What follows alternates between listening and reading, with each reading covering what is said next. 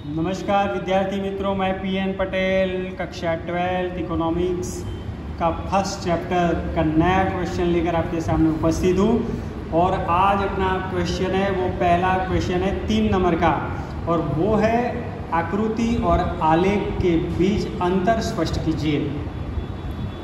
आप देख सकते हो चित्र में कैसे मैंने वो अंतर लिखा है। क्रम लिखना पड़ता है, मुद्दे लिखने पड़ते हैं, आकृति और आलेख ऐसा कंप्लीट लिखना पड़ता है। तो आकृति और आलेख की परिभाषा तो मैंने आपको बता दी। अब उसके बीच अंतर लिखना हो, तफावत लिखना हो, डिफरेंट लिखना हो तो कैसे लिखा जाता है, सुनिए। पहला पॉइंट है अपना अर्थ। कार्यकरण का संबंध रखने वाले चलों के बीच के संबंध को रेखांकित किए जाने पर जो चित्र बनता है उसे क्या कहते हैं? आकृति कहते हैं।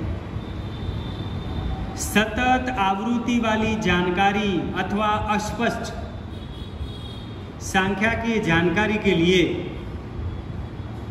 सांख्यिकीय जानकारी की मदद से स्पष्टता करके बनाए गए चित्र को क्या कहते हैं? आलेख कहते हैं। छोटा सा क्वेश्चन में स्पष्ट कर रहा हूं, एक बार फिर से ध्यान देना। स्पष्ट जानकारी के लिए आकृति बनाई जाती है और अस्पष्ट जानकारी के लिए क्या बनाया जाता है? आलेख बनाया जाता है। दूसरी एक विकल्प है, ध्यान देना, वो तो बहुत ही मोस्ट है, बार बार बोर्ड में पूछा जाता है। असतत आवृत्ति के लिए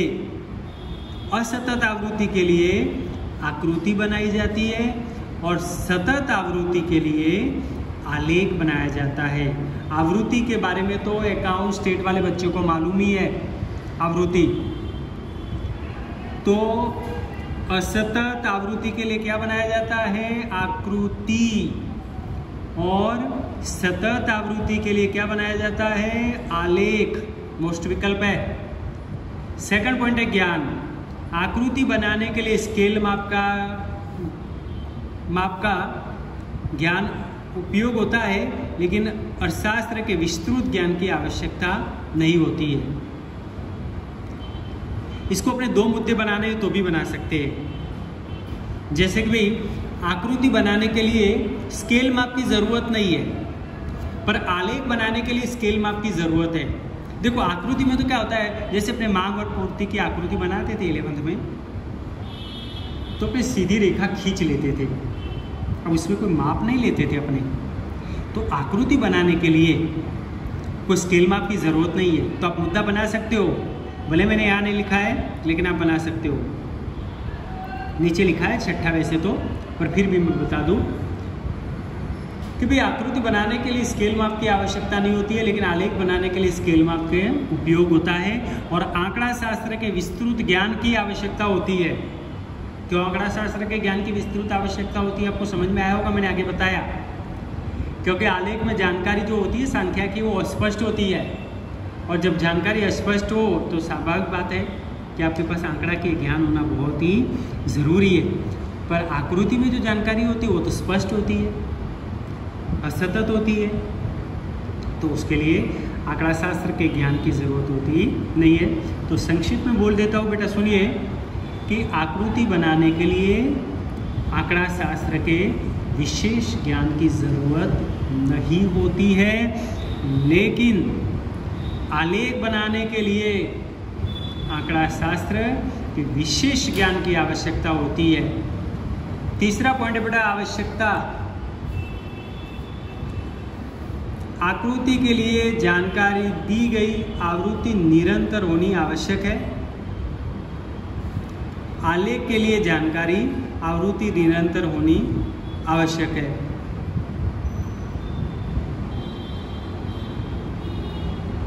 आवश्यकता, आकृति के लिए जानकारी दी गई हो, आवृत्ति निरंतर होनी, और आलेख के लिए जानकारी दी जाती है, वो आवृत्ति निरंतर एक समय ना हो तो भी चल सकता है। अगला पॉइंट है उपयोग।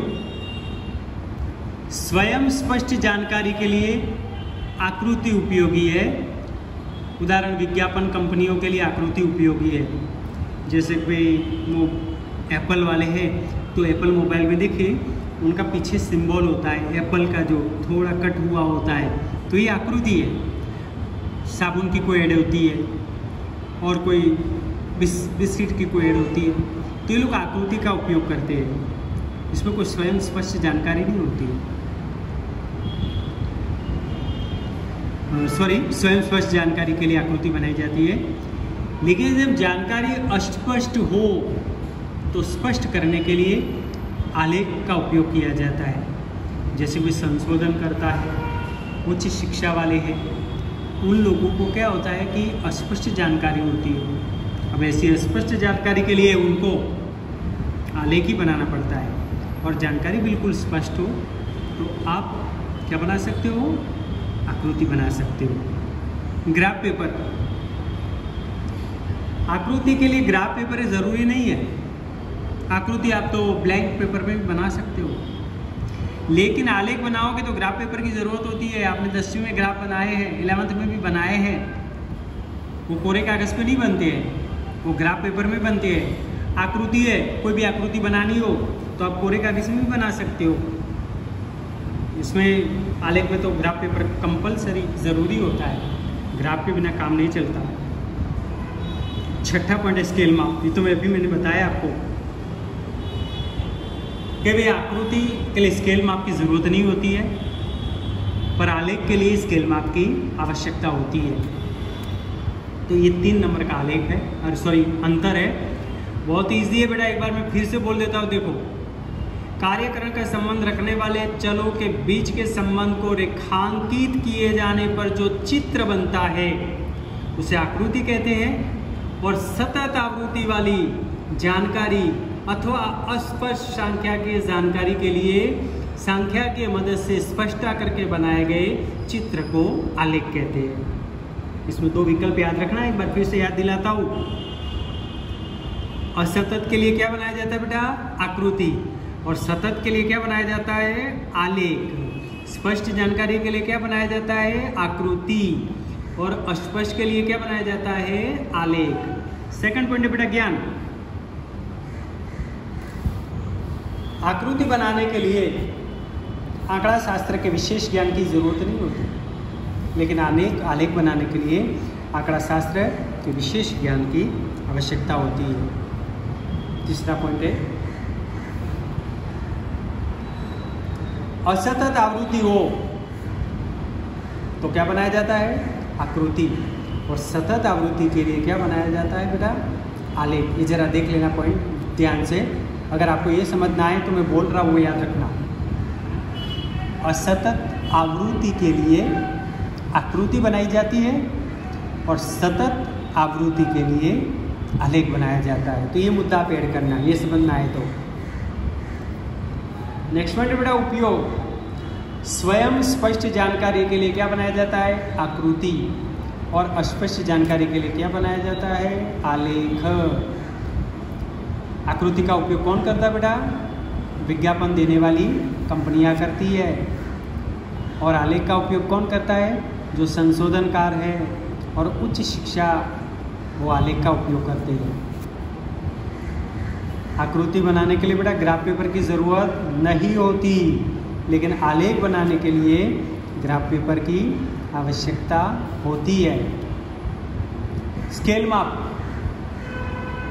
आलेख बनाने के लिए स्केल माप ज़रूरी है, आकृति बनाने के लिए स्केल माप ज़रूरी नहीं है।